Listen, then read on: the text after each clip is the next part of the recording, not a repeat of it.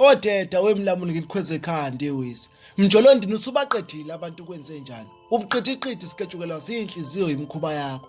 Kwakuhlahla sini sona lesi esihlobe ngezithelo ezinamagqeqo othando kepha phakathi zikhala inkanuko nezinyembe simjolo usujikile uyajabhisa.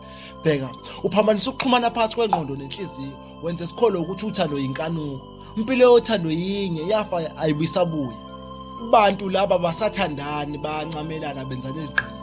Bona bebhuqana ngomathandana athanda mina athanda wena obuza ngeke ngomuso labo ngangiphala ulimi ubheka bangacishe baphike nokuthi bayathandana. Amafindo kaSofa silahlana anqabile ubona kwandimlanjwana eminti yezibongo kwesisodwa angithi bakholwa ukuthi uthando luphasi kwengubo bavuke sebebathatha. Mjolo unesono ndoda. Buka lawa madoda saboshwa ngebhande linye egameni lokubizwa ngezinja. Lento ayingasimile esixegayo sinesha lokunikela ngenhliziyo ezinamanxeba kwabamsulwa bengazinaphazanga nemithwalo yethu bengasithwesanga. Bathi ugotsha usemanzi. Leli khiwane lomjolo laliyingcono lisathele esiqwini sasendulo lapho ubuhle bondoda kuzinkomo zayo dela mjolo nsizweni. Ungesigwinye sonke sizidalwa zikaMdali deda kithi ubuyisa induku yethu enguthando lweqiniso.